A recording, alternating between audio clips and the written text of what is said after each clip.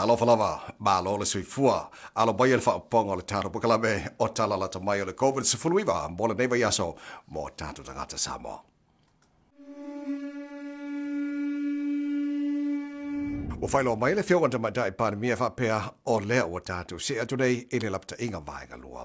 Whaaftai tele o tātou tangata Samoa o le tātou ngaruenga whaiwhatasi lea o saunga le moa i New Zealand.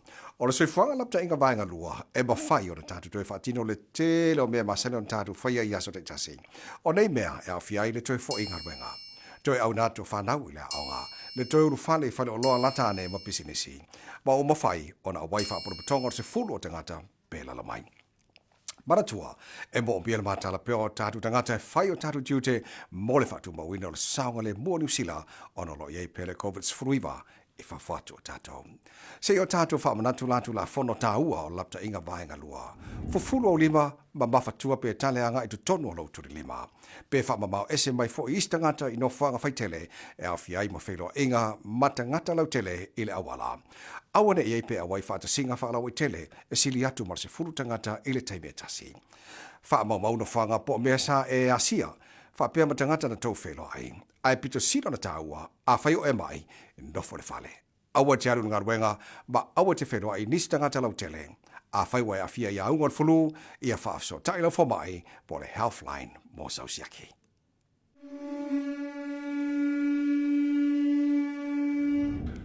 Talo falava. O Dr. Sira fuata i mai beidra drive Dr. Siaukilani le nei. E moli atu le wha malo ma le whaftai, le on sa i ma langlango ina o lapta ingo le soifua malo loina, ma sina luan te nei. Fōlinga mai o tauia lo tātou tautinga, o whaititia nu mero tangata o mau al COVID-19. E le luas fulfai tūlan te nei, na o tō lua tangata o masalomia o a whaina. Le whaalau teleina o saul tonga sa tātou no pui ai. O le ato tele tātou e whio ai, mai whaingo whio na whapisia i whaamai, ai mai se le fōtua i mai o le tau malulu. A e langona lo le malosi, pe te mauai a unga le fulu, vili lau fō mai mo se whautuanga, pe te tau ona wa ai oe, pe te tau fō ina whaisau suenga COVID-19. Ie e nofo i lo fale, au e te whaalwai, le awala le nā, ele a whainai se si ate oe.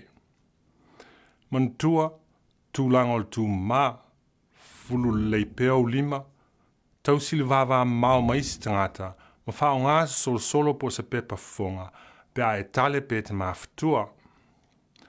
A whai foi wa e toi foi atu lau ngā luenga, mantua pe whautuanga ia. Le awala lea e pui ai oe se isi e ma il falwhai ngā luenga. Au foi nei a vea o e awala e whaama i ailo ainga. Ia whao ngā swinga wo o mai se le numela lua, ai tau si pēr lapta inga o soifua malo loina. A mana o mia sa whautuanga po se soasoani, Vili Numeral Healthline, o val se lau, tolu lima valu, lima wha lima tolu.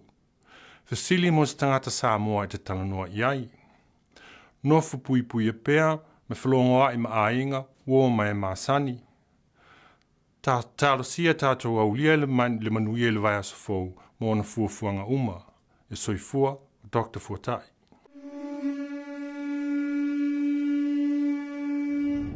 Ma se talala tamai o fisa whe malanga inga New Zealand, o se talala tamai i le whaapopoina o visa. O ilan tō o mia visa whai ngā ruenga, visa onga, visa siasi po visa le tu mau. Na uma mai le aso lua aprila e o ile aso iwa o iulai lua whelo se fulu. E awhia ilan tō nai tu tono New Zealand mai le aso lua aprila tō sangara nei.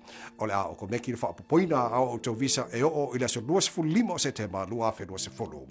O le whaamaoninga o nei whaapoponga, o le a imeli atu e la tō e umia nei visa.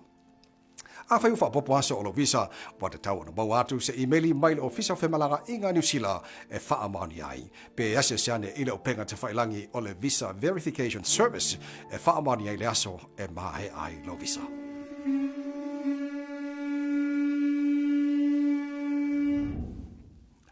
E tele whala pot patonga o lo saunia au nanga maisi por kala befou wa tu ina tu ia la matanga wenga la tina lau tele soswani tau tupe o se whate te inga on por kala me whaingo ina the generator le o lo langolango ina tangata wa whea ngai ma whaingata ele toi wha olo la ina o la to metatia wha pisinisi.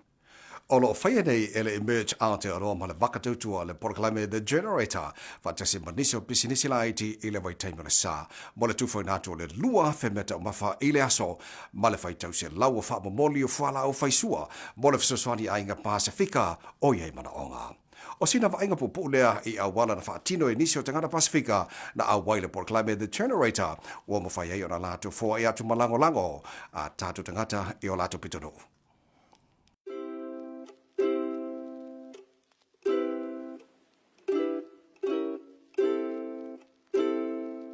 Wakatautua's got this amazing relationship with Emerge Aotearoa, been able to work together on the generator. It's been a real blessing to be able to provide not only a service but something practical that can actually help their families. This opportunity arose, we were like, wow, this is what we've always wanted to do, like especially during this time of the COVID-19. Being able to open to the community and support the community in really difficult times is something that we wanted to continue as part of the legacy of Lavala.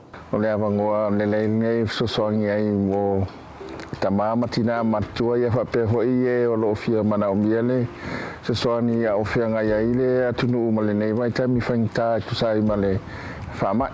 Where people grow, they cook, they share, they deliver with aroha, this is what happens. This is how we can feed and nurture our communities. June, Sarah and of course Tammy, thank you to you and thank you to all the organisations who are providing the resources and skills to make this happen. Look what you've achieved. Kia ora.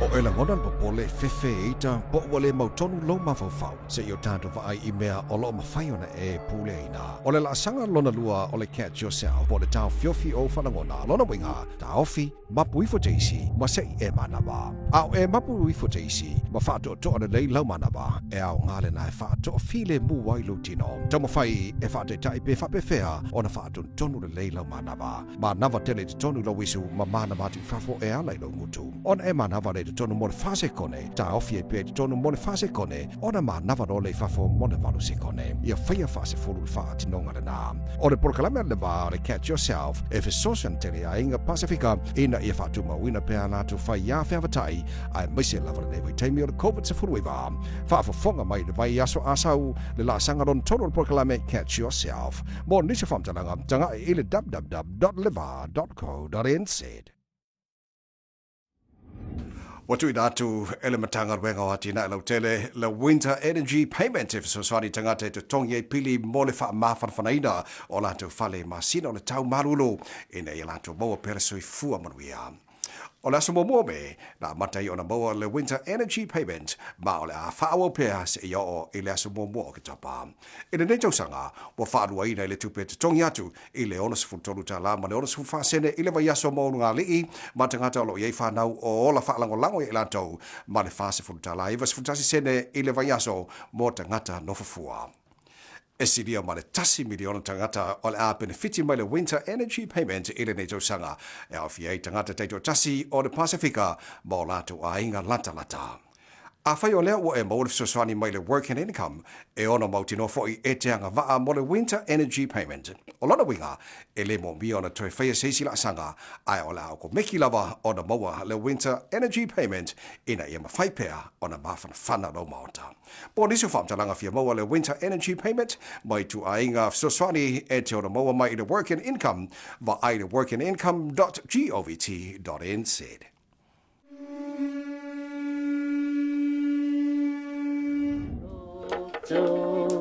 Ia leo tele ai. Ia ola o tene matua leo Maureen, Mary na Fupuleai, ia mamatani o Mary na Mangalei. Tos futa sanga sa vea ia mwhaya onga, na ori taia ia sa o whaya tulo i la whana o te le toi fia nofo i nei malulu, te fialu Samoa. O isi taimi o te asia si mai va ai whanau. Ina o au saule amtanga tau sanga nei a mati. ia ele dua vai aso ia tau fi mai lo le lockdown. Awai masani na mato nofo pe o mai langa malanga pe malanga mai nei New Zealand. Mato te pe nanga o le tamama malo watali i toi foi mai New Zealand mai Amerika. O mato fa pe ele fetau ile me la mato no fa tasi malitina. Awai a fia tele tangata mato tua il nei fa mai o le COVID-19. Na fai lo tala noanga mala uso. Tu atu lo matua latu nofo. O le amatanga nga o le lua vai aso le ngawhape isolate ai vili masele Ai o mai lo le lockdown mo le level 4. Ia leo umiaina na nofu mai ia mātou.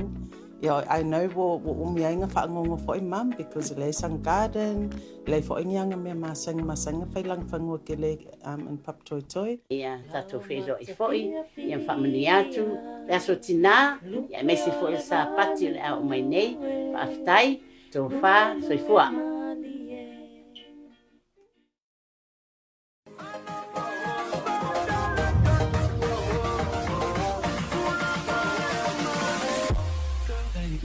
Girl, they but know they but.